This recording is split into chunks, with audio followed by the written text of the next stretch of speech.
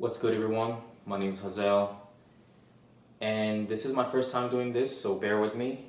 But I had a lot of questions about this, so today we're going to talk about workflow using the NEKTAR Impact MIDI controller series. So this is the NEKTAR Impact LX, and I went with the 49 keys just because it fits best on my desk. The reason why I chose this specific keyboard is because NEKTAR focuses on integrating their MIDI controllers with DAWs, and for me, that's what I needed. Coming from an MPC background, I just wanted to get a little bit more tactile, and it kind of enhances my workflow because I don't have to touch the mouse every 2 seconds if I'm gonna just sketch an idea or something. I like this keyboard for its just square and simple profile. And in my opinion, in its price range, we're talking about $200. It has the best touch key that I've tested in the market right now. It also comes with like rubberized pads, super sensitive, and a couple of faders and controllers that are completely assignable directly from the DAW. So I'm gonna jump straight into this project. Myself, I'm using Studio One Pro 3, but it works with any DAW in the market, and so I'm just gonna open this preset and show you a little bit how I use this. So here we are on PreSonus Studio One Pro 3, my DAW of choice, and I'm just gonna open here this preset that I made for the purpose of this video. Which, by the way, I'm not going to make a long video, and I'm not going to show you the whole process that I use to make a beat. This is just to show you how I use the NEKTAR Impact LX and show you a little bit about the shortcuts and how well it integrates with DAW and stuff like that, and how I step away from the mouse while I'm actually doing that. So I'm just going to leave my mouse cursor here somewhere, and then you see by yourself. So going back to the beginning of my track here, and I wanted to show you first the mixer.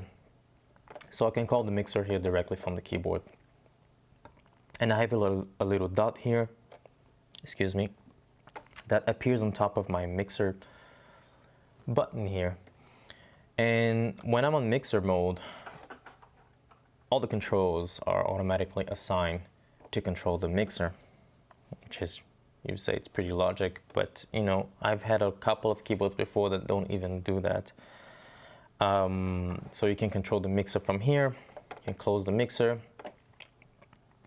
and you have the same thing for your VSTs. So for example, I'm opening here my Impact, which is my drum VST on PreSonus Studio One, and I can change the tracks. So as I change tracks, it changed VST because I'm on Studio One too. But if you're on another DAW, you would switch tracks and then call your VST, and it would open the VST that you want. I know that some DAWs just open a couple of different windows per VST, but this one just opens one actual window with little tabs here at the top that allows you to browse through, so as you change tracks. So if I'm on like an instrument mode here, I have the sound. I can actually change the patch of my VST directly from here too.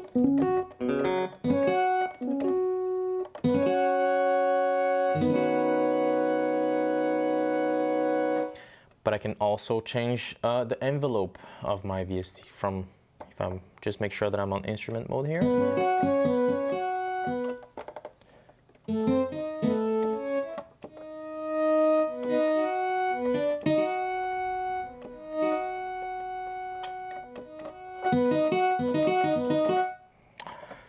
If I'm on a different VST, let's try this one for example.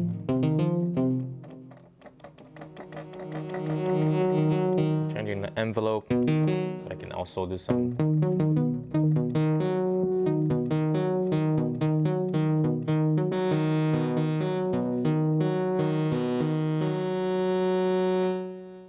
That's very cool. And I haven't even touched the mouse yet, and I'm already like finding ideas, and once I find my ideas, say for example that I'm here. Oh, let me actually tell you about the drums, for example. My drums are here, see, because they're on C1 to D1.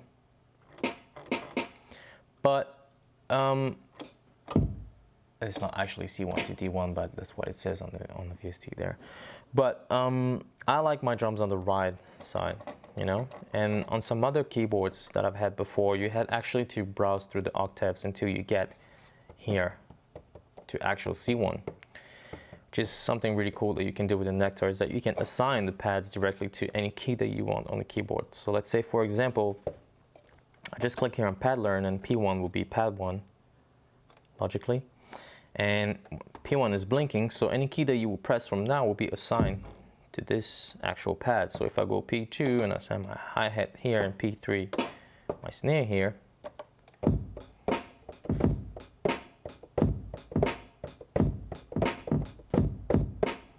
that's it, as easy as that. So now what do? I have all my access to all my instruments, and I have all my things, you know, set up, my sounds. I've modulated my sounds, and I've assigned all my sounds.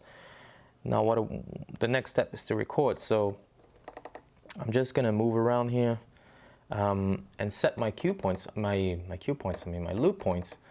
So for example, I'll put my left here, and then I will go 2 bars further and just put my right point here. So this will be my actual loop. Press the loop mode. Let me close here this VST so that you can see better. And I have my click on. I can turn it on and off directly from the keyboard again, and I can start recording.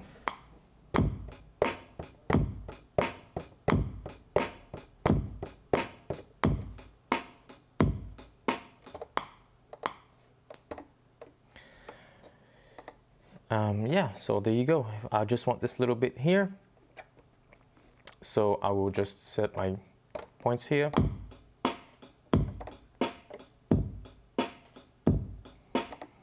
That's it, and then I can start recording, you know. I can do all my work on my little loop here. If I want to add something, I can just create something here a little bit further or whatever, you know. I'm more like the type of guy that likes to sketch like little bits and then I stitch them up together. But coming from an MPC background, you know, for me, having full control directly from the keyboard like this, for me, it's so much easier because I don't have to think about doing this and that and all that bullshit, you know. Sorry for the bad words, but it's just straightforward. You turn on your DAW and you start working and doing some stuff, you know. All you have to do is create your preset first, and then you can start working, you know.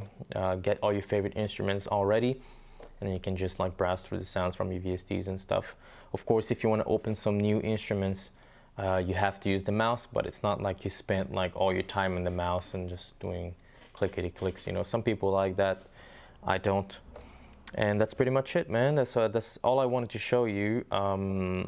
The shortcuts on the NEKTAR Impact LX and how well they work for me, and I hope they work for you too. So if you have any questions, just let me know.